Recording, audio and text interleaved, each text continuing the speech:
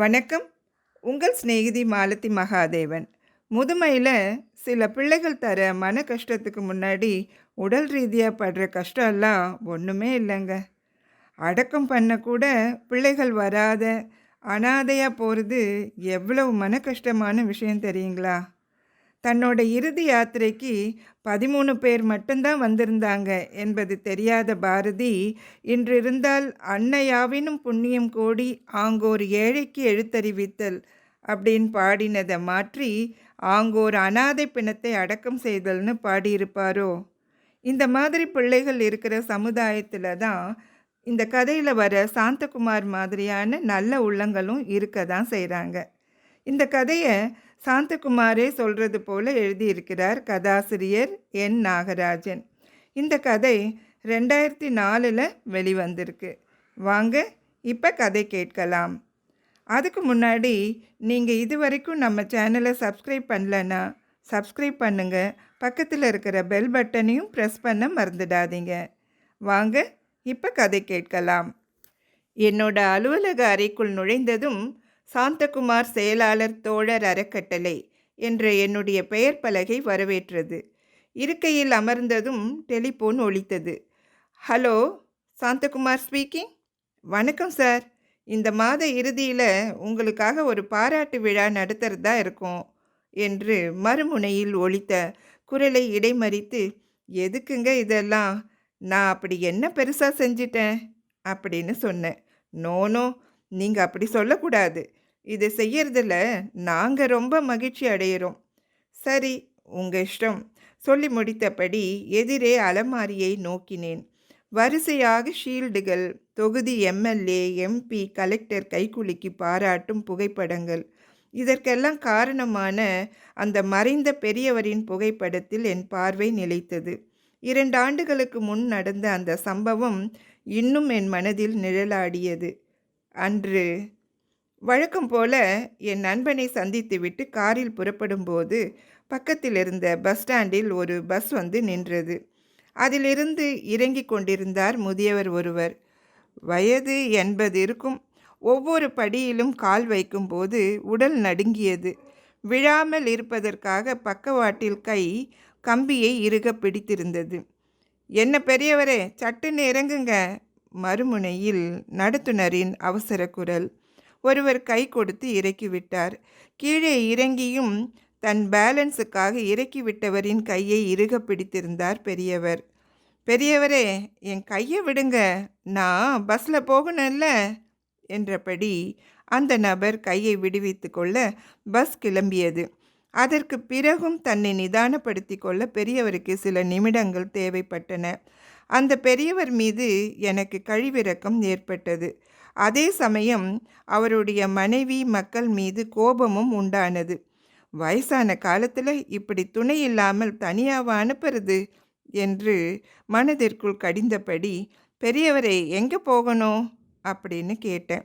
வன்னி நகரில் இருக்கிற என் பொண்ணு வீட்டுக்குங்க. சரி சரி, வாங்க, நான் அந்த பக்கம்தான் போகிறேன், வழியில் இறக்கி விட்டுறேன். அவரை தொட்டதும் உடம்பு அனலாய் கொதித்தது. அதிர்ந்து போய், என்ன பெரியவரே, இவ்வளவு காய்ச்சல் இருக்கு, தனியாக வந்திருக்கீங்களே என்று ஆதங்கப்பட்டேன். பையன் சம்சாரம் ஊருக்கு போயிட்டா. பையனும் கம்பெனி விஷயமா ஒரு வாரம் ஊரில் இருக்க மாட்டானா. அதனால் பொண்ணு வீட்டில் போய் இருக்க சொல்லி அனுப்பிட்டான். அவர் மகளின் வீட்டை காண்பித்ததும் காரை நிறுத்தினேன். அது ஒரு சுமாரான ஓட்டு வீடு. கதவை தட்டியதும் வந்து கதவை திறந்தால் ஒரு பெண். நான் வாயை திறப்பதற்குள் காரிலிருந்து இறங்கி கொண்டிருந்த பெரியவரை பார்த்ததும் உடனே ஆக்ரோஷமானாள். இது இங்கே எதுக்கு வந்தது? மகன்னு கையில் இருக்கிறதெல்லாம் பீராஞ்சி கொடுத்துட்டு இப்போ என்கிட்ட அடைக்கலம்னு வரியா? காட்டு கத்தலாக கத்தினாள். அண்ணன் வீட்டில் யாரும் இல்லைம்மா, தவிர அண்ணனும் ஒரு வாரம் வெளியூர் போகுது என்று தயங்கிய பெரியவருக்கு, இப்போ உங்கள் அப்பாவுக்கு சரியான காய்ச்சலுங்க என்று நான் நிலைமையை விளக்கினேன். அப்பாவா? அந்த உறவு போய் 6 மாதமாச்சு. எனக்கு மாமனார், மாமியார், குழந்தை, குட்டின்னு 1008 பிடுங்கல். இதில் உன்னை பார்க்க எனக்கு நேரமும் இல்லை, இங்கே இடமும் இல்லை. நீ பண்ணினதுக்கு என் புருஷன் பார்த்தா என்னை கொன்னு போட்டுடும் என்றபடி படீரென கதவை சாத்திவிட்டு உள்ளே போய்விட்டாள். பெரியவரிடம் திரும்பினேன். கொஞ்சம் ரொக்கம் கையில் வச்சிருந்தேன் தம்பி. பையனுக்கு ரொம்ப கஷ்டம்னு கேட்டதால எல்லாத்தையும் அவனுக்கு கொடுத்துட்டேன். அப்பவே சண்டை போட்டா என் பொண்ணு. அந்த கோபம் இன்னும் தீரல போல இருக்கு. அந்த பெண்ணின் கோபம் தீரவே தீராது என்று பட்டது எனக்கு. உங்க சம்சாரம் எங்க இருக்காங்க? அந்த மராசி போய் சேர்ந்துட்டா. நான் தான் இப்படி அல்லாடுறேன். சரி, இப்ப என்ன பண்ண போறீங்க? அதான் எனக்கும் புரியலப்பா என்று கைகளை பிசைந்தார் பெரியவர். அவருடைய மகனிடமே வேறு ஏற்பாடு ஏதாவது தற்சமயத்துக்கு செய்ய சொல்லலாம் என்று கருதி அவனுடைய அலுவலகத்துக்கு அழைத்து சென்றேன். இவரை பார்த்ததும் அவனுக்கு கோபமும் சலிப்பும் ஒருங்கே ஏற்பட்டது. பொண்ணு சேர்த்துக்க மாட்டேன்ட்டாடா, அழமாட்டா குறையாக சொன்ன பெரியவரை கடிந்து கொண்டான். உனக்கு நிலைமையும் புரியாது, விவரமும் பத்தாதுப்பா. நான் பேச முற்பட்டதும், சார் என்னை கம்பெனி விஷயமா வெளிநாட்டுக்கு ஒரு வாரம் அனுப்புகிறாங்க சார். டிக்கெட் கூட புக் பண்ணியாச்சு. இப்போ கிளம்பி ஆகணும்.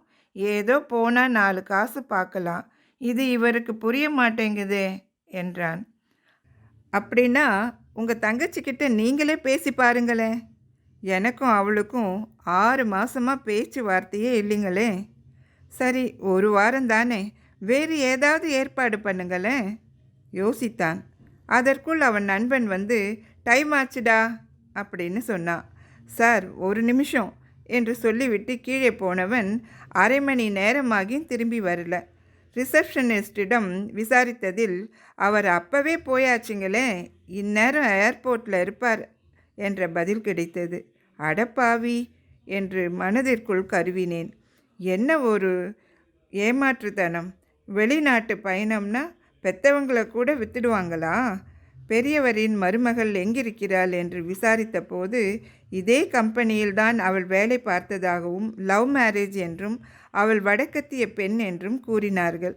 மகன் ஒரு வாரம் ஊரில் இல்லை என்றால் அவளும் தன் அப்பாவை பார்க்க வட மாநிலத்திற்கு சென்று விடுவாளாம். ஃபோன் நம்பர், அட்ரஸ் எதுவும் தெரியல. அவள் தன் மகளை விட மிகவும் மோசமானவள் என்று கூறிய பெரியவரை பார்த்தேன். காய்ச்சலில் நடுங்க ஆரம்பித்தார். ஜன்னி வந்துடும் போல இருந்தது. அரசு ஹாஸ்பிட்டலில் டாக்டராக பணிபுரியும் என் நண்பனோட நினைவுக்கு வர உடனே செல்லை அழுத்தினேன். அடுத்த சில நிமிடங்களில் ஹாஸ்பிட்டலில் நண்பனிடம் நிலைமையை விளக்கி, ஒரு வாரம் அட்மிட் பண்ணிடுறேன், அப்புறம் அவர் பையன் வந்ததும் கூட்டி போயிடட்டும் என்று சொன்னதும் ஒத்துழைத்தான். சார், இதில் கையெழுத்து போடுங்க, உங்கள் அட்ரஸ், ஃபோன் நம்பர் எல்லாம் எழுதுங்க என்று ஒரு பாரத்தை கொடுத்துவிட்டு தலையை சொரிந்தான் வார்டு பாய். 200 ரூபாய்களை அவன் கையில் திணித்ததும், நீங்கள் கவலைப்படாமல் போங்க சார், நான் பார்த்துக்கிறேன் அப்படின்னு சொன்னான். 3 நாட்களுக்கு பிறகு நடுநிசியில் என் செல்போன் அலறியது. வந்த செய்தியை கேட்டு அதிர்ந்து போனேன். அந்த பெரியவர் இறந்து போயிட்டார். உடனே வாரி சுருட்டி கொண்டு ஹாஸ்பிட்டலுக்கு ஓடினேன். என்னடா செய்யலாம்? நண்பனிடம் கேட்டேன். வேறு யாராவது தெரிஞ்சவங்க இருந்தால் தகவல் கொடு, இல்லைன்னா மார்ச்சுவரியில் வச்சிடலாம், அவர் பையன் வந்ததும் ஹேண்ட் ஓவர் பண்ணிடலாம். பெரியவருக்கு வேறு உறவு யாரும் இல்லை. அவர் மகளை மீண்டும் தொடர்பு கொண்டபோது தன்னை பொறுத்தவரை அவர் 6 மாதத்திற்கு முன்பே இறந்து விட்டதாக கூறி போனை வைத்து விட்டாள். வேறு வழியின்றி நண்பனின் யோசனையை ஏற்றுக்கொண்டேன். எப்பொழுது ஒரு வாரம் ஆகும் என்று காத்திருந்து பெரியவர் மகனின் கம்பெனிக்கு தொடர்பு கொண்டதில் தலையில் இடி விழுந்தது. ஈராக் சண்டை சச்சரவால் துபாயிலிருந்து செல்லும் அத்தனை விமானங்களும் கேன்சலாம். எப்பொழுது வருவார் என்று சொல்ல முடியாதுன்னு சொன்னாங்க. ஒரு வாரம் காத்திருந்தும் பயனில்லை. மார்ச்சுவரியில் பெரியவரின் பிணம் அழுகத் தொடங்கியிருந்தது. என்னடா இது? நண்பனிடம் கேட்டேன். பாருப்பா, இங்கே ஏசி கிடையாது, பணத்தை பாதுகாப்பாக வைக்க எந்த வசதியும் கிடையாது. நான் மட்டும் டாக்டராக இருந்து என்ன பண்ண முடியும்? அப்போ இதுக்கு என்ன வழி? பேசாமல் விட்டுடு. பாரு, இங்கே எத்தனை பிணங்கள் இந்த மாதிரி அனாதரவாக ஆதரவில்லாமல். எனக்கு மனம் வலித்தது. பாவம் பெரியவர்.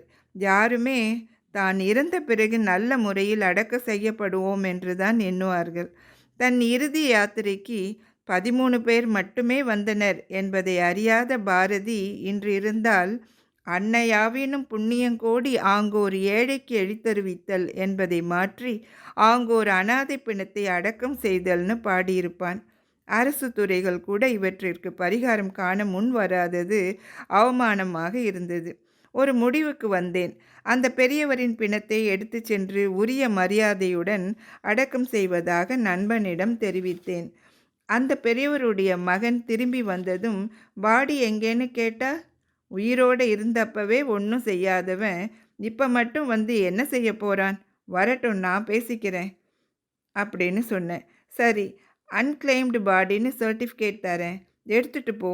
ஆமாம், மீதமுள்ள பணத்தை எல்லாம் எடுத்துக்குவியா என்ற நண்பனின் குரலில் ஏளனம் தொனித்தது. ஷுவர், கொஞ்சம் பொறுத்துக்க. என் நண்பர்களை எல்லாம் ஒன்று சேர்த்து ஒரு அறக்கட்டளை ஏற்படுத்தி இதற்கெல்லாம் ஒரு விடிவு காண போகிறேன். என் கண்களில் தெரிந்த உறுதியை பார்த்த நண்பன் ஆடி போயிட்டான். சாரிடா, ஆஸ் எ டாக்டர் நான் அப்படி பேசியிருக்கக்கூடாது. நானும் உன் ஃப்ரெண்டு தான். நானே உன் அறக்கட்டளையில் முதல் உறுப்பினராக சேர அனுமதிப்பியா? தேங்க்யூ என்று அரவணைத்து கொண்டேன். அன்று துவங்கி இன்று வரை எங்கள் பணி தொய்வில்லாமல் தொடர்ந்து கொண்டிருக்கிறது. மீண்டும் டெலிஃபோன் ஒலிக்க என் நினைவுகளிலிருந்து மீண்டேன். சார், உக்கடம் ஏரியாவில் 2 நாளாக ஒரு பிணம் கேட்பாரற்று கிடக்குது. இதோ புறப்பட்டு வரேன். என் கடமையை கவனிக்க ஆயத்தமானேன். இந்த கதையை கேட்கும்போது நம்மளோட மனசு கனத்து தான் போகுது இல்லைங்களா? உங்களோட கருத்து என்னன்னு காமெண்ட் பாக்ஸில் சொல்லுங்கள். நீங்கள் இது வரைக்கும் நம்ம சேனலை சப்ஸ்கிரைப் பண்ணலைன்னா சப்ஸ்கிரைப் பண்ணுங்கள், ஷேர் பண்ணுங்கள். நம்ம அடுத்த கதையோட அடுத்த பதிவில் சந்திக்கலாம். நன்றி.